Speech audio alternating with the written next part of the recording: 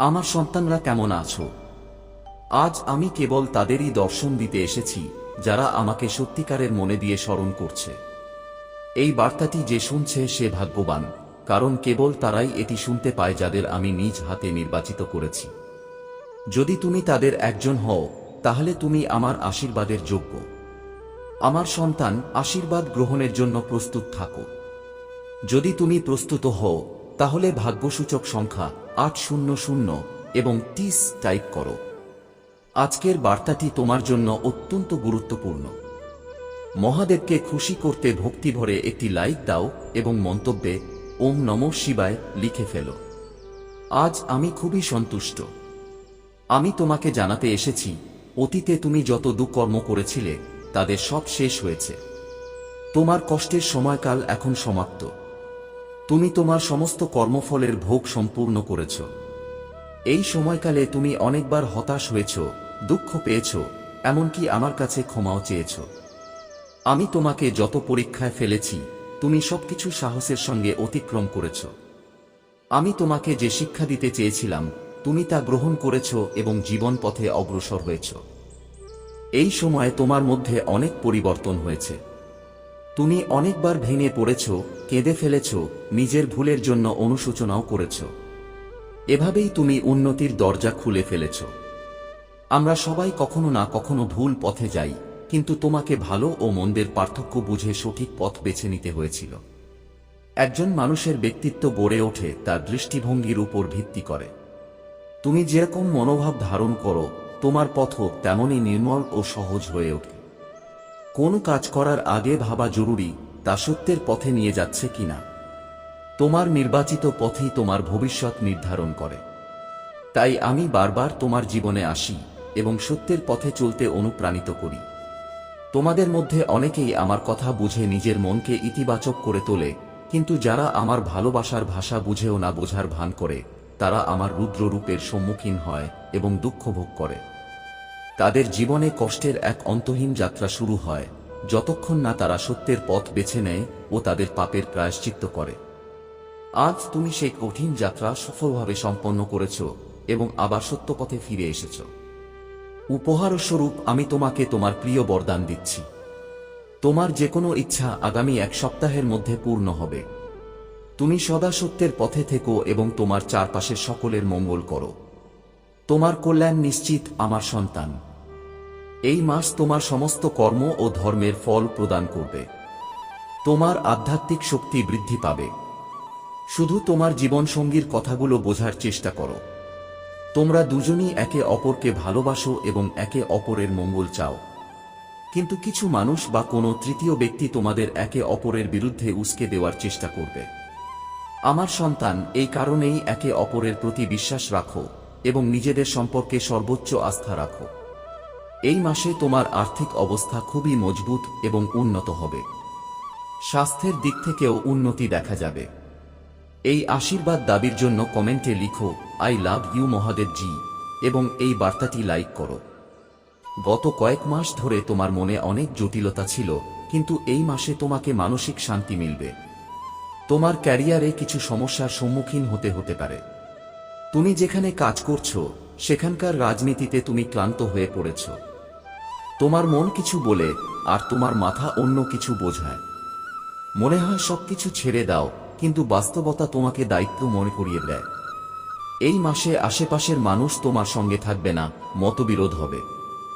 সবাই তোমাকে প্রতিযোগী হিসেবে দেখে এবং ভাবে তোমাকে নিচে নামাতে পারলে তারা এগোতে পারবে।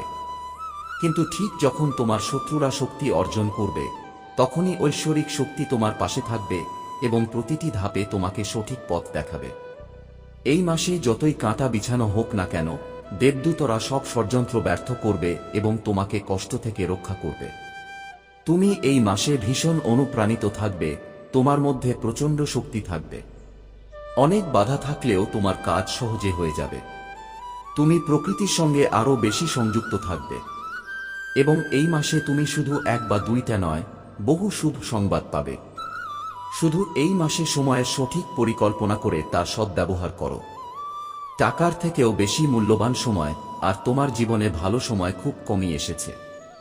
এখন সেই ভালো সময় আসছে, তাই তার যথাযথ ব্যবহার করো। তোমার ভবিষ্যতের কথা মাথায় রেখে প্রতিটি পদক্ষেপ নাও। আর ধন্যবাদ মহাদেব জি লিখে এই বার্তা শেয়ার করে চ্যানেলটি সাবস্ক্রাইব করো। এই মাসে খুব বেশি ডিসিপ্লিন থাকতে হবে আমার সন্তান। তাহলেই এই মাসে যে সুযোগ আসছে তার সর্বোত্তম ব্যবহার করতে পারবে এবং নিজের সফলতা ও অগ্রগতিতে তা কাজে লাগাতে পারবে। তোমার সম্পর্কগুলিতেও উন্নতি হবে, নতুন সম্পর্ক গড়ে উঠবে, মানুষজনের সঙ্গে তোমার সম্পর্ক আরও সুন্দর হয়ে উঠবে। তুমি নিজের উপর কাজ করবে এবং ভেতর থেকে আনন্দিত থাকবে। গত কয়েক মাসে তুমি অনেক ক্লান্তি, আলস্য ও মানসিক ভার অনুভব করেছিলে, কিন্তু এই মাসে তুমি উৎসাহে ভরপুর থাকবে।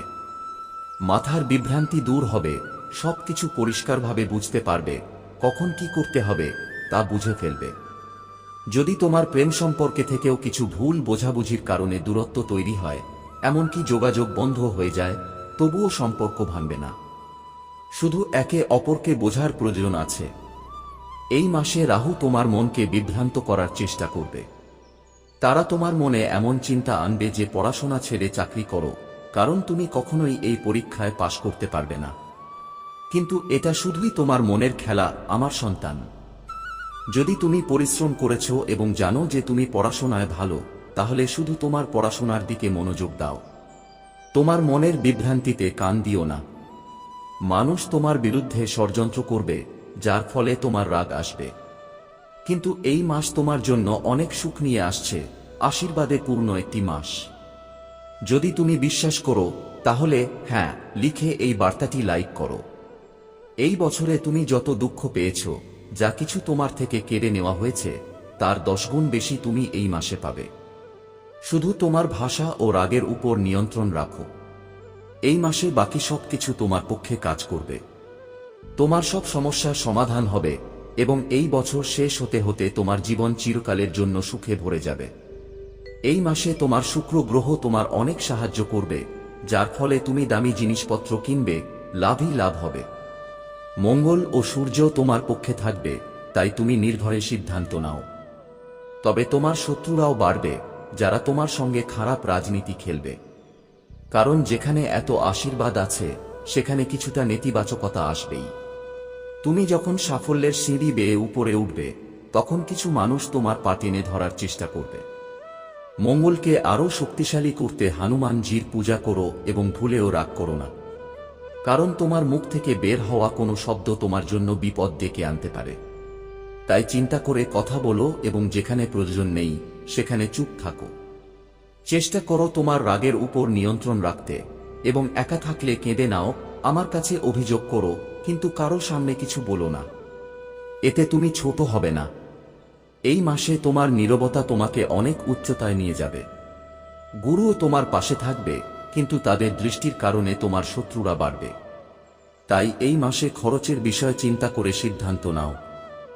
যেসব জিনিসের প্রয়োজন নেই সেখানে টাকা খরচ করো না। যদি কেউ তোমার থেকে টাকা চায়, তাহলে ভালোভাবে চিন্তা করে তাকে টাকা দাও। যদি তার খুব প্রয়োজন হয় তবেই তাকে টাকা দাও। কারো উপর চোখ বন্ধ করে অর্থ সংক্রান্ত সিদ্ধান্ত নিও না। যদি তুমি ব্যবসা করো বা নতুন ব্যবসা শুরু করতে চাও, তাহলে এই মাস তোমার জন্য সবচেয়ে উপযুক্ত। সব দিক থেকে ব্রহ্মাণ্ড তোমাকে সুখ দিতে চলেছে আমার সন্তান। যদি তুমি মহাদেব জির উপর বিশ্বাস করো, তাহলে ভাগ্যবান সংখ্যা 888 লিখে এই বার্তাটি লাইক করো। তুমি খেয়াল করোনি, কিন্তু সত্যি হলো তুমি নিজেকে ভুলে যাচ্ছ। মনে করো তুমি আগে কেমন ছিলে এবং আজ তুমি কেমন অবস্থায় আছো। তাই এখন তোমার ডানা মেলতে হবে, তোমার সবচেয়ে উঁচু উড়ান নিতে হবে, নিজেকে খুঁজে পেতে হবে। আজকের এই বার্তাটি অত্যন্ত গুরুত্বপূর্ণ, এটি শুধুমাত্র তোমার জন্য।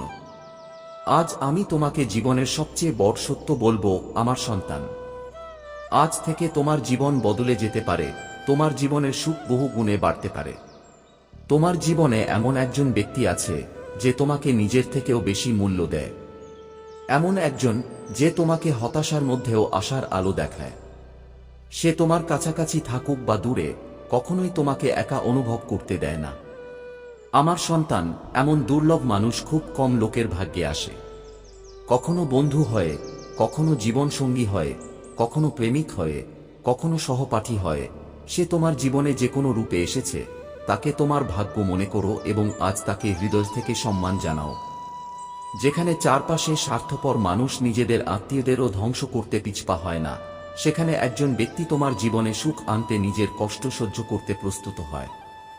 আমার সন্তান, আজ আমি তোমাকে তোমার শত্রুদের সম্পর্কে কিছু বিশেষ বলতে চাই। তোমার পরিবারের প্রতি ঈর্ষান্বিত মানুষ অনেক আছে। কিছু মানুষ বহু বছর ধরে তোমার পরিবারের পেছনে লেগে আছে, কিন্তু গত কয়েক বছর ধরে তোমার শত্রুদের সংখ্যা বাড়ছে। তুমি সব জানো, তোমার শত্রুরা তোমার প্রতিটি কাজে বাধা দেওয়ার চেষ্টা করেছে। তোমাকে নিচে দেখানোর জন্য তারা নানা ষড়যন্ত্র করেছে। কখনো তোমার সম্পর্কে ভুল কথা বলে তোমার বদনাম করে। আমার সন্তান, তোমার শত্রুরা সবসময় তোমাকে এবং তোমার পরিবারকে আঘাত দেওয়ার চেষ্টা করেছে। কখনো ঝগড়ার মাধ্যমে, কখনো জমি সংক্রান্ত বিরোধে, কখনো তোমার সম্পর্কে ভুল গুজব ছড়িয়ে তোমার মনকে কষ্ট দিতে চেয়েছে। আমি জানি তুমি এবং তোমার পরিবার সবসময় অন্যদের মঙ্গল চেয়েছ। যদি তুমি বিশ্বাস করো, তাহলে হ্যাঁ লিখে মহাদেবজির জন্য একটি লাইক করো। তুমি কখনো কাউকে শত্রু করতে চাওনি, কিন্তু কিছু মানুষ তোমার প্রতি এতটা বিদ্বেষ পোষণ করে যে না চাইলেও তোমাকে তাদের মুখোমুখি হতে হয়। তোমার শত্রু এতটাই খারাপ মনোভাবের যে সে নিজেই তোমাকে সুখী দেখতে চায় না। সব সময় নতুন নতুন কৌশলে তোমাকে বিরক্ত করে এবং সমাজে নিজেকে খুব ভালো মানুষ হিসেবে উপস্থাপন করে। সমাজের মানুষও তার কথা বিশ্বাস করে। আমার সন্তান, তুমি খুব ভালো, তবুও মানুষ তোমাকেই খারাপ ভাবে। কিন্তু তুমি সবসময় একটি ভালো কাজ করেছ, তুমি কখনো কারো কথায় মনোযোগ দাওনি। কে তোমাকে কিভাবে দেখে, কে তোমার সম্পর্কে কি ভাবে, তা তোমার কোনো গুরুত্ব দেয় না। আজকের বার্তাটি তোমার জন্য অত্যন্ত গুরুত্বপূর্ণ, তাই এটি সম্পূর্ণ পড়ো। মহাদেবজিকে সন্তুষ্ট করতে শ্রদ্ধার সাথে একটি লাইক করো এবং কমেন্টে ও এই মাসে তুমি তোমার সৎকর্মের ফল পাবে, আর যারা তোমার অমঙ্গল কামনা করেছে তারা তাদের কুকর্মের উপযুক্ত ফলও পাবে। তোমার শক্তি থাকবে চূড়ান্ত পর্যায়ে এবং তোমার মনে যে সমস্ত বিভ্রান্তি চলছিল তা একেবারেই শেষ হয়ে যাবে। তোমার হৃদয়ে যতটুকু কষ্ট জমেছিল, যা তুমি সমাজের কাছ থেকে লুকিয়ে রেখেছিলে, সেই সব অনুভূতি এবার প্রকাশের সুযোগ পাবে। যাদের বিরুদ্ধে তুমি চুপ ছিলে, এবার তুমি তাদের উপযুক্ত জবাব দিতে পারবে। তুমি তোমার হৃদয়ের কথা খোলামেলাভাবে প্রকাশ করতে পারবে। প্রিয় সন্তান, তোমার জীবনে যাই হোক না কেন, কেউ কথা বলুক বা না বলুক, পাশে থাকুক বা না থাকুক, তুমি এবার নিজের জীবন নিয়ে খুশি থাকবে এবং যে সুখসমূহ তোমার সামনে আসছে সেগুলো আর কেউ কেড়ে নিতে পারবে না। না তোমার ভাগ্য, না গ্রহ নক্ষত্র, কেউ তোমার সৎকর্মের ফল আটকাতে পারবে না। আমার সন্তান, যদি তুমি সত্যি আমাকে তোমার মহাদেবজি হিসেবে মানো, তবে হ্যাঁ লিখে এই বার্তাটি লাইক করো এবং কমেন্টে 828 লিখে দাও। মানুষ বারবার তোমার সত্যতাকে নিয়ে প্রশ্ন তুলেছে। তারা বলেছে, যদি সে এত ভালো হয়, তাহলে মহাদেবজি কেন তার সঙ্গে এত খারাপ হতে দেবেন? এমন এক সময় এসেছিল যখন তুমি নিজের অস্তিত্ব নিয়েও সন্দেহ করতে শুরু করেছিলে। তুমি ভাবতে, মহাদেবজি, আমি কি কখনো কিছু অর্জন করতে পারবো না? আমি কি ভুল পথে হাঁটছি? চারিদিকে শুধু শত্রু, আর কেউ নেই যে তোমাকে বোঝে। তোমার ওপর এত চাপ এসেছিল যে তুমি ভাবতে শুরু করেছিলে হয়তো দোষটা তোমারই। তাদের দেওয়া চ্যালেঞ্জ ছিল, যদি তুমি ভালো হও তবে ঈশ্বর কখনো না কখনো তোমার ভালো করবে। তবে তুমি শুধু কাঁচ কেন? তোমার চোখে সবসময় জল কেন? তাদের জবাব দেবেন তোমার মহাদেবজি। তোমার সৎকর্ম, তোমার সততা, তোমার বিশ্বাস, সবকিছুর পরীক্ষায় তুমি পাশ করবে। তারা তোমার ভক্তির ওপর সন্দেহ করেছে, কিন্তু আজ শুধু তোমার জীবন আমার হাতে দিয়ে দাও। এবার নিজেকে মূল্য দাও। সব সময় অন্যদের আগে ভাবা বন্ধ করো, এবার নিজেকে আগে ভাবো। কেবল তখনই তুমি অন্যের উপকার করতে পারবে। কে কি বলল তা নিয়ে কাঁদা বন্ধ করো। তারা তোমার সঙ্গে কি করেছিল তা নিয়ে হতাশ হওয়া বন্ধ করো।